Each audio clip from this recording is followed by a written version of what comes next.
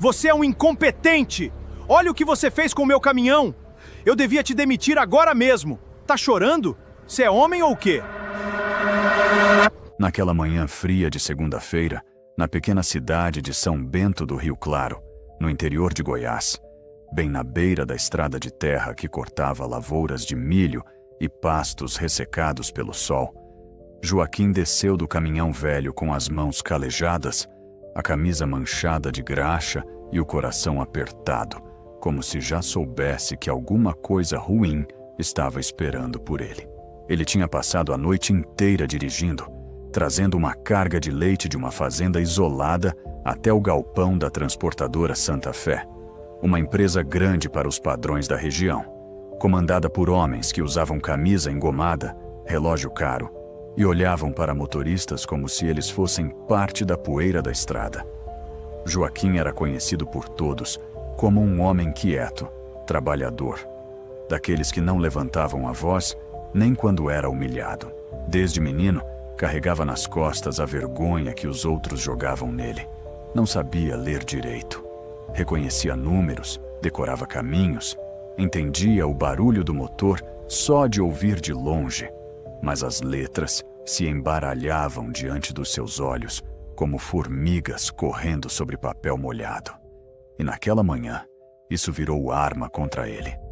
O gerente, seu Arnaldo, estava parado na porta do escritório, com uma prancheta na mão e um sorriso cruel no rosto. Ao lado dele, 2 funcionários riam baixo, esperando a confusão começar. Joaquim percebeu tarde demais que havia caído numa armadilha. "Assina aqui, caminhoneiro", disse Arnaldo, jogando alguns papéis sobre o capô do caminhão. Joaquim olhou para as folhas. As linhas estavam cheias de palavras pequenas: contratos, recibos, descontos, multas. Ele engoliu seco. "Seu Arnaldo, o senhor pode me dizer do que se trata? Eu entreguei a carga no horário." O gerente soltou uma risada alta, daquelas que cortam mais que faca. "Dizer? Você quer que eu leia para você também? Cresceu desse tamanho e ainda depende dos outros para entender papel?" Os homens ao redor riram. Joaquim ficou parado, sentindo o rosto queimar. O frio da manhã desapareceu. O mundo inteiro parecia ter parado naquele terreiro de cascalho. Mas aquele não era o verdadeiro problema. Arnaldo levantou a voz para que todos no pátio escutassem. "Esse aí se acha caminhoneiro, mas não passa de um analfabeto segurando o volante. Se não fosse a piedade dessa empresa, estaria puxando enxada em algum sítio esquecido." Joaquim apertou os dedos contra a lateral do caminhão. Não respondeu. Ele já tinha escutado coisa pior na vida, mas nunca diante de tanta gente. Nunca com tanta maldade. Nunca depois de ter trabalhado 3 dias quase sem dormir para salvar uma entrega que nem era dele. O que ninguém ali sabia era que, na madrugada anterior, o caminhão de outro motorista havia quebrado no meio da estrada da Serra do Cipó Goiano. E Joaquim, mesmo cansado, aceitou transferir parte da carga para o próprio caminhão e terminar o serviço. Ele não pediu bônus, não pediu agradecimento, só queria receber o pouco que era seu para comprar remédio para a mãe, Dona Alzira, que tossia sangue numa casinha simples na comunidade rural de 3 Porteiras. Mas Arnaldo tinha outros planos. "A carga chegou com avaria", disse o gerente apontando para o papel. "Metade do prejuízo vai ser descontada do seu pagamento." Joaquim arregalou os olhos. "Mas isso não é verdade. Eu conferi tudo com o moço do laticínio. Estava tudo certo." Arnaldo se aproximou, baixando a voz, mas ainda com veneno suficiente para todos perceberem. "E você vai provar como? Lendo o recibo? Escrevendo reclamação? Fazendo conta?" Os risos voltaram, mais fortes. E foi naquele momento que tudo piorou. Um dos rapazes do escritório, querendo agradar o gerente, pegou a caneta e colocou entre os dedos de Joaquim, como se estivesse ensinando uma criança. "Vai, Joaquim, faz teu desenho aí. Todo mundo sabe que tua assinatura é só um rabisco mesmo." A humilhação atravessou o peito dele. Por um segundo, Joaquim não viu mais o pátio da transportadora. Viu a escola rural onde estudou pouco tempo. Viu os meninos zombando quando ele errava uma palavra no quadro. Viu o pai bêbado arrancando o caderno da mão dele e dizendo que filho de pobre não precisava de letra, precisava de braço. Viu a mãe chorando escondida enquanto ele saía, ainda criança, para carregar saco de milho em fazendas. Ele havia passado a vida inteira tentando esconder aquela ferida. Mas naquele dia, alguém a abriu diante de todos. Joaquim largou a caneta. Eu não assino sem saber. O sorriso de Arnaldo desapareceu. Então não recebe. O silêncio caiu pesado. Um cachorro latiu perto do portão. O vento levantou poeira. Joaquim olhou para o escritório, para os caminhões novos enfileirados, para os homens rindo, e depois para o próprio caminhão. Um Mercedes antigo, azul desbotado, comprado em parcelas que pareciam nunca acabar. Ele devia a oficina, devia diesel fiado, devia até na venda de Dona Marlene, mas ainda tinha dignidade, ou pelo menos tentava acreditar nisso. Eu trabalhei, disse ele com a voz baixa. Minha mãe precisa desse dinheiro. Arnaldo cruzou os braços. Problema seu? Quer dinheiro? Aprende a ler antes de querer discutir com gente estudada. Aquela frase esmagou Joaquim mais do que qualquer tapa, porque não era só uma ofensa, era uma sentença. Era como se o gerente tivesse decidido o lugar dele no mundo, abaixo, calado, obedecendo. Mas alguém observava tudo em silêncio. Do outro lado do pátio, perto da balança de caminhões, uma mulher de vestido simples e botas empoeiradas segurava uma pasta contra o peito. Era Helena, filha do antigo dono da transportadora, que havia voltado da capital poucos dias antes depois da morte do pai.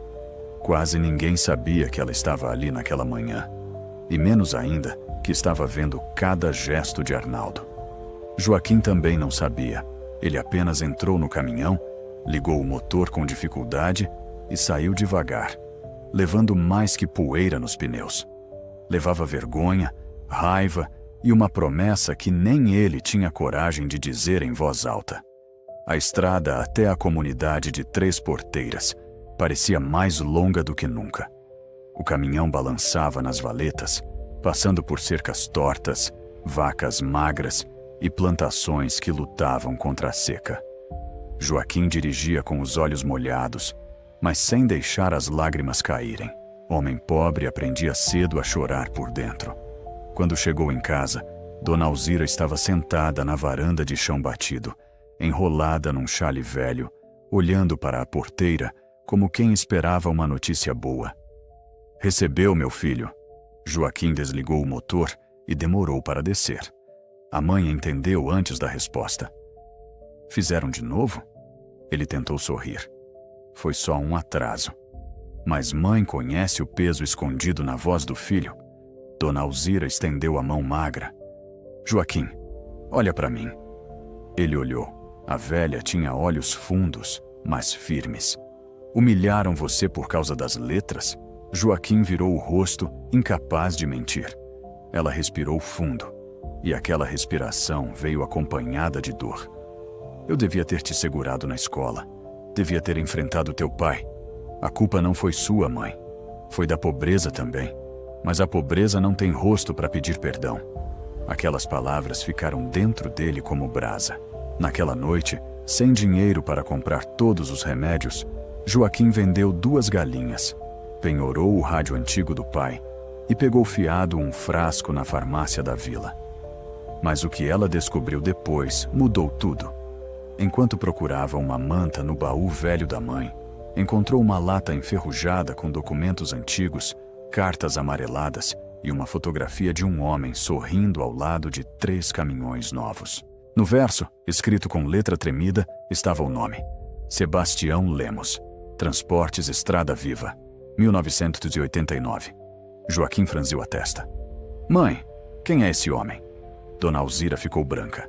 Por um instante, pareceu esquecer até da doença. Onde você achou isso? No baú. A senhora conhece? Ela levou a mão ao peito. Conheci. Quem era?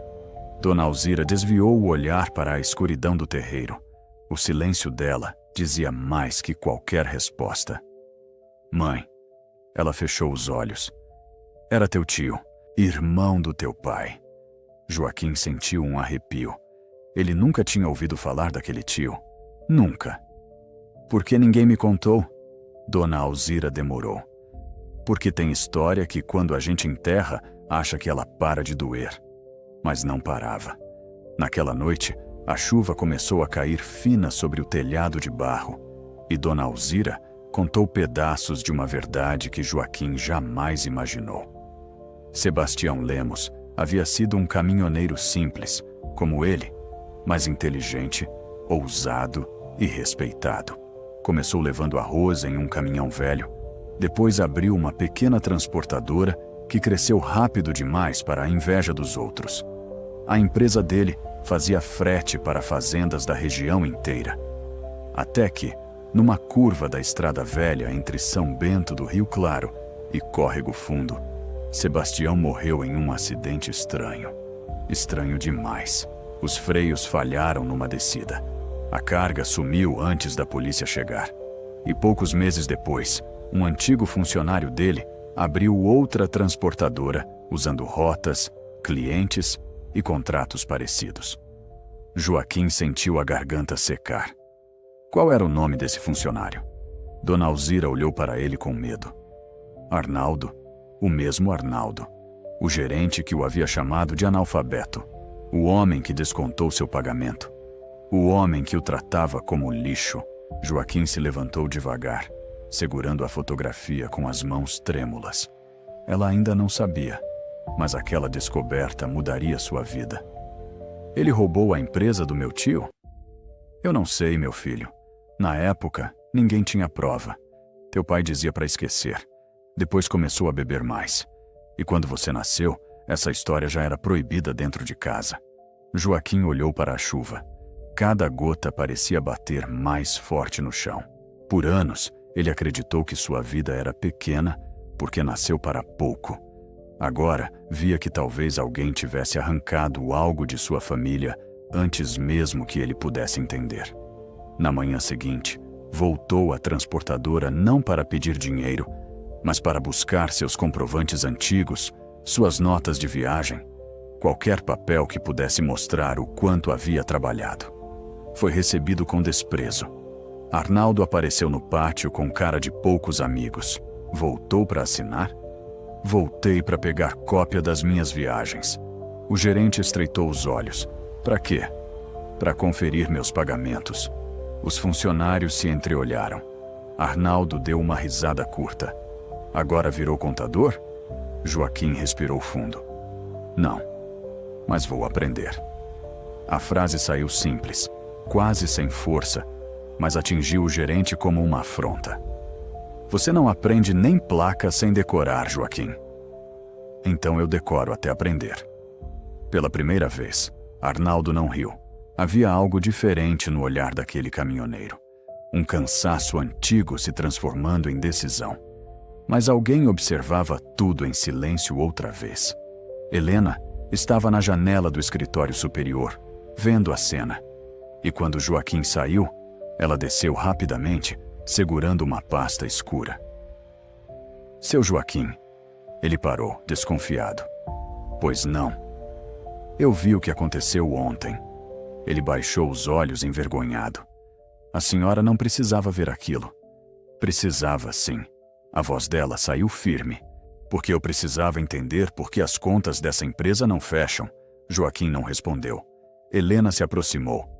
Meu pai morreu acreditando que havia gente roubando aqui dentro. Eu voltei para descobrir quem. O coração de Joaquim bateu mais forte. E por que está me dizendo isso? Ela olhou ao redor, certificando-se de que ninguém ouvia. Porque o senhor faz rotas que ninguém mais aceita. Porque conhece cada fazenda perdida nessa região. E porque Arnaldo tem medo de algo relacionado ao seu nome. Joaquim sentiu o sangue gelar. Meu nome? Ontem, depois que o senhor foi embora, ele mandou queimar uma pasta antiga. Eu consegui salvar uma folha. Helena abriu a pasta e mostrou um papel marcado pelo fogo nas bordas. Joaquim não conseguia ler, mas reconheceu um nome no topo, porque já tinha visto na fotografia: Sebastião Lemos. A respiração dele falhou.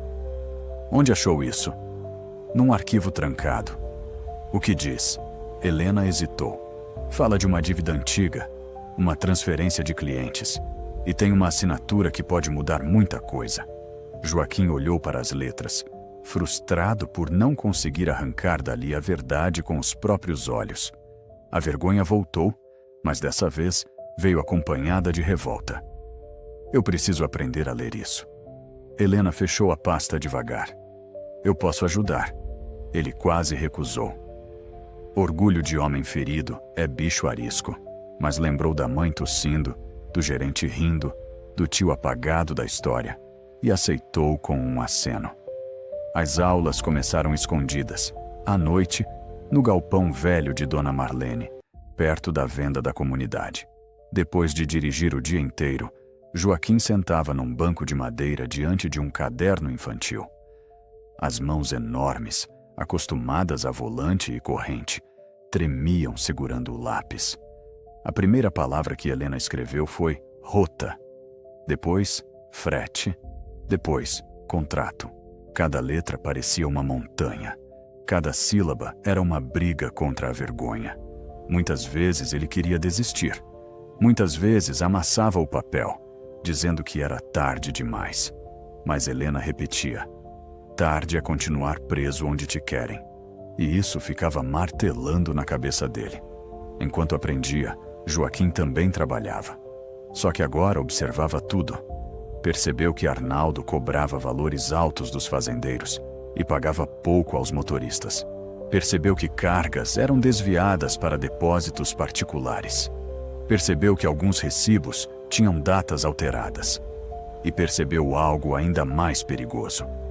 Vários pequenos produtores da região estavam presos à transportadora por contratos abusivos que mal entendiam.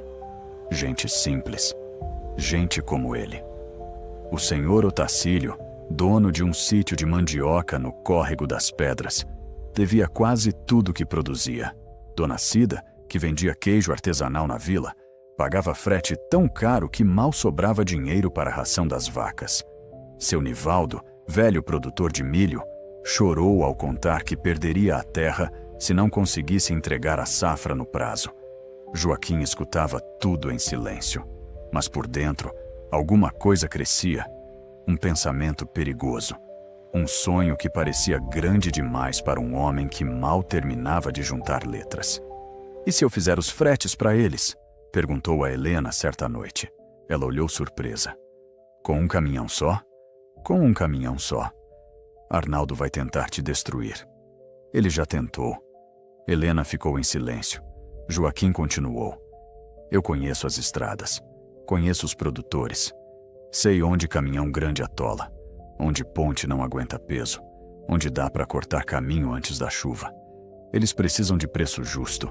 Eu preciso trabalhar sem ser pisado. Helena abriu um pequeno sorriso. Então o senhor não quer só aprender a ler. Joaquim olhou para o caderno. Pela primeira vez, leu devagar, tropeçando. Mas leu. Trans. Por. Ta. Tu. Ra. Os olhos dele encheram de lágrimas. Eu quero abrir a minha. O que ele descobriu depois mudou tudo. A notícia se espalhou antes mesmo de virar realidade. Em cidade pequena, sonho de pobre corre mais rápido que notícia de morte. Quando Joaquim pintou numa tábua velha o nome Transportadora Estrada Nova e pendurou na porteira de casa, riram dele na venda.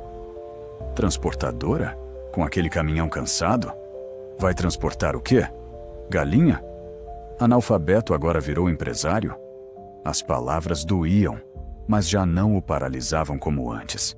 Dona Alzira, mesmo fraca, ficou sentada na varanda, olhando o filho lavar o caminhão antigo, como se preparasse um cavalo de batalha. Seu tio Sebastião também começou assim, ela disse. Joaquim parou. A senhora acha que eu consigo? Eu acho que você já começou. O primeiro frete veio de Dona Cida.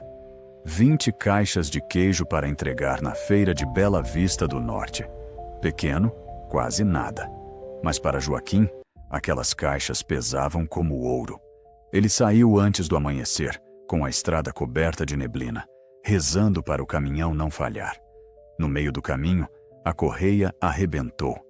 Ele passou 2 horas consertando com arame, pano e teimosia. Chegou atrasado, mas chegou. Dona Cida vendeu tudo. Na volta, colocou a mão no ombro dele e disse: "Pela primeira vez em meses, sobrou dinheiro." Aquela frase valeu mais que qualquer diploma. Depois veio seu Otacílio. Depois, Nivaldo. Depois, 2 pequenos criadores de porco da Serra Baixa. Em poucas semanas, Joaquim fazia fretes curtos, dormia pouco, comia marmita fria, estudava à noite e anotava tudo em cadernos que antes o assustavam. Helena ajudava com os contratos, mas fazia questão de ensiná-lo a entender cada linha. Assinar sem entender? Nunca mais, ela dizia. E ele repetia como promessa. Mas aquele não era o verdadeiro problema. Quando Arnaldo percebeu que pequenos clientes estavam saindo da Santa Fé, a máscara caiu. Primeiro, mandou funcionários oferecerem preço menor. Depois, espalhou boatos de que o caminhão de Joaquim não tinha segurança. Depois, convenceu o posto da entrada da cidade a negar diesel fiado. Joaquim quase parou. Sem combustível, não havia sonho que andasse. Numa noite de desespero, sentado na boleia, ele contou as moedas uma por uma e percebeu que não conseguiria buscar a safra de milho de seu Nivaldo no dia seguinte. Se não fosse buscar, o velho perderia contrato com o armazém. Se perdesse, talvez perdesse a terra. Joaquim apoiou a testa no volante. Meu Deus, eu não posso falhar agora. Foi quando ouviu batidas na porta do caminhão. Do lado de fora estavam Dona Cida, seu Otacílio, Nivaldo e mais 5 produtores. Cada um segurava alguma coisa. Um galão de diesel, uma sacola de comida, um envelope com notas pequenas. Você carregou nossa esperança, disse Nivaldo. Agora a gente empurra a sua. Joaquim tentou recusar, mas não conseguiu falar. A garganta fechou. Naquela madrugada, pela primeira vez na vida, ele sentiu que não estava sozinho. E foi naquele momento que tudo piorou. O caminhão de Joaquim foi sabotado. Alguém cortou uma mangueira de freio enquanto ele carregava milho no sítio de Nivaldo. Se Joaquim não tivesse percebido um vazamento antes da descida da serra, teria morrido na curva do Barranco Fundo, a mesma região onde seu tio Sebastião havia sofrido o acidente anos antes. A coincidência era grande demais para ser coincidência. Helena ficou pálida quando soube. Joaquim, isso não é só disputa comercial. Ele olhou para a mangueira cortada. Eu sei. Arnaldo está com medo. Então tem coisa enterrada. Naquela noite, os dois abriram novamente os papéis queimados. Joaquim já conseguia ler algumas palavras. Devagar, juntou letras, frases, datas. De repente, seu dedo parou sobre uma assinatura antiga. Ele não entendeu de imediato, mas Helena entendeu. O rosto dela mudou. Isso aqui não pode ser. O que foi? Ela respirou fundo. A assinatura que transferiu os contratos do seu tio para a empresa, que depois virou a Santa Fé, não é do seu tio. Joaquim sentiu um frio percorrer a espinha. Como sabe? Helena pegou a fotografia antiga da lata e virou o verso. Ali havia a letra de Sebastião. Forte, inclinada, diferente. Forjaram. O silêncio tomou conta do galpão. Lá fora, o vento batia nas telhas. Um cavalo relinchou ao longe. Joaquim olhou para o nome do tio morto, para o papel queimado, para a estrada escura além da porteira.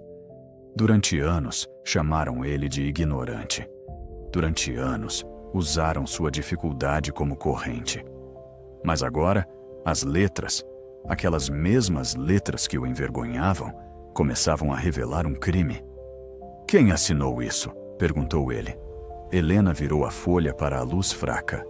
Havia um segundo nome no rodapé, quase apagado pelo fogo. Um nome de testemunha. Joaquim juntou as sílabas com dificuldade. A voz saiu baixa, trêmula. Al, Zi, Ha. Ele parou. O coração pareceu sumir do peito. Mãe. Helena arregalou os olhos. Sua mãe assinou como testemunha? Joaquim não respondeu. Pegou o papel e saiu correndo para casa, debaixo de chuva, com a alma despedaçada por uma pergunta que doía mais que todas as humilhações que já sofreu. Quando chegou à varanda, encontrou Dona Alzira acordada, sentada na cadeira de balanço, como se estivesse esperando por aquele momento havia muitos anos.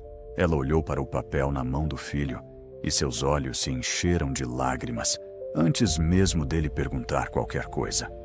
Joaquim ergueu a folha queimada.